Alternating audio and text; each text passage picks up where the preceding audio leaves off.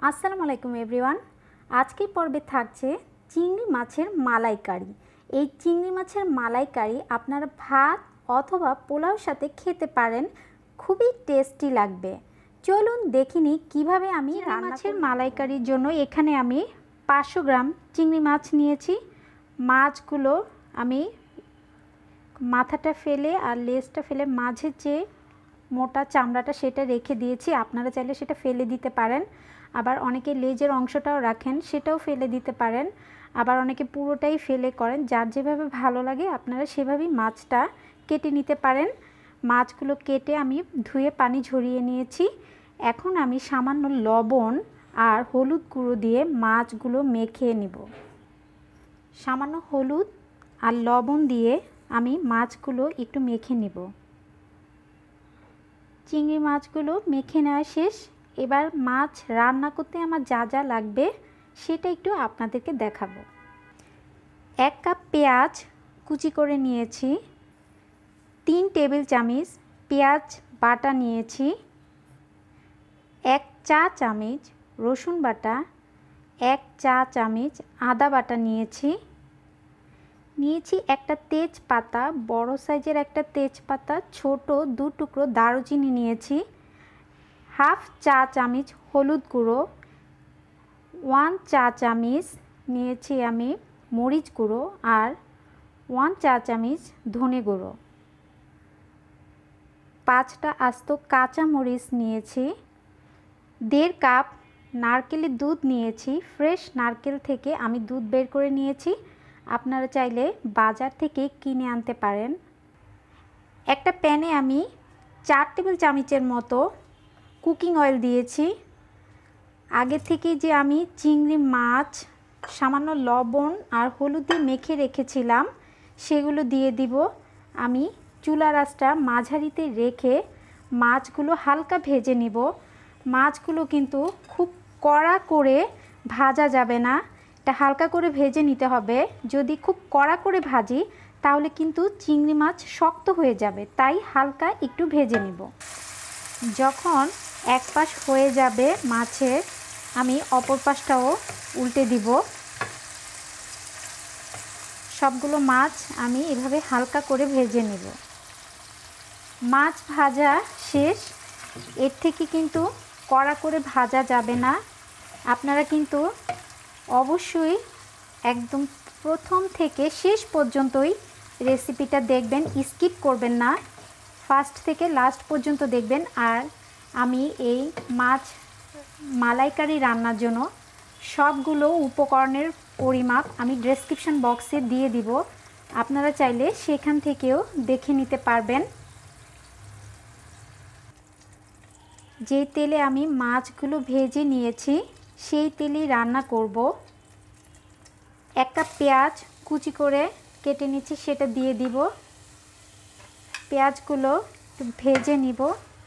চুলার আঁচটা মাঝারিতে করে দিব। পেঁয়াজটা একদম বেরেস্তা করে ফেলা যাবে না। যখন হালকা একটু সোনালি রঙের হয়ে আসবে এই পর্যায়ে আমি বাকি যে মশলা আছে সেগুলো দিয়ে দিব। পেঁয়াজের সাথে আমি 2 টুকরো দারুচিনি আর একটা তেজপাতা মাঝখান থেকে চিড়ে দিয়ে দিব।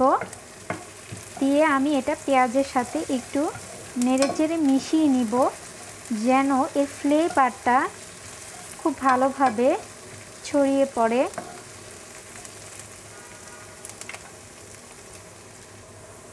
অনেকেই মালাইকারির সাথে গরম মশলা পছন্দ করেন না, তারা কিন্তু চাইলে স্কিপ করতে পারেন। আবার যদি পছন্দ করেন তাহলে গরম মশলার গুঁড়ো দিতে পারেন।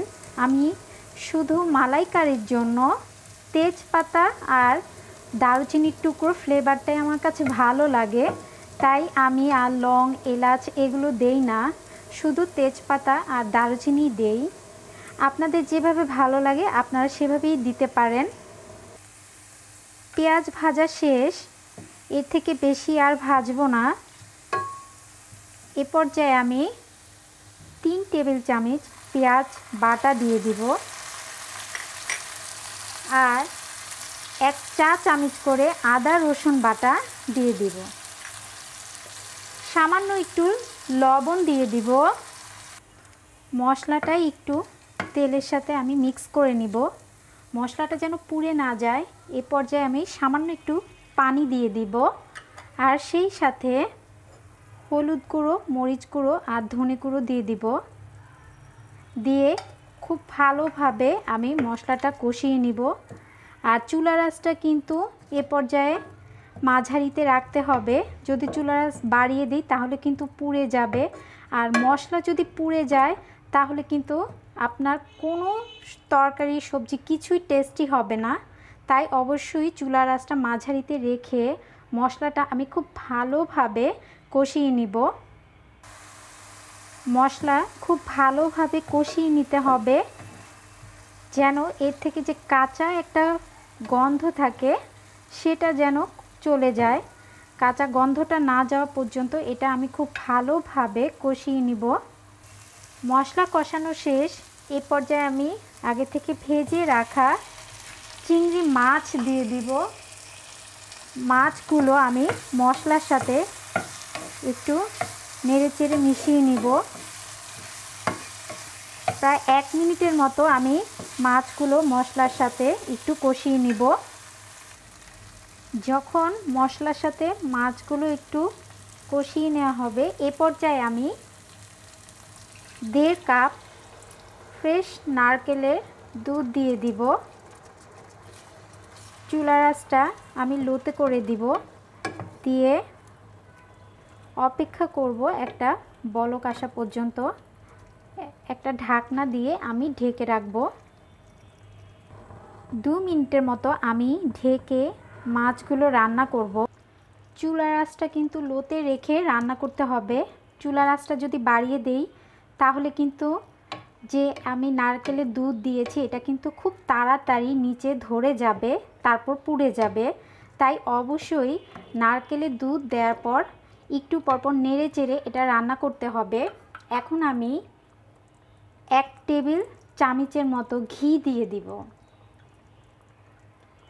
এই ঘিটা কিন্তু আমার ঘরে করা এবং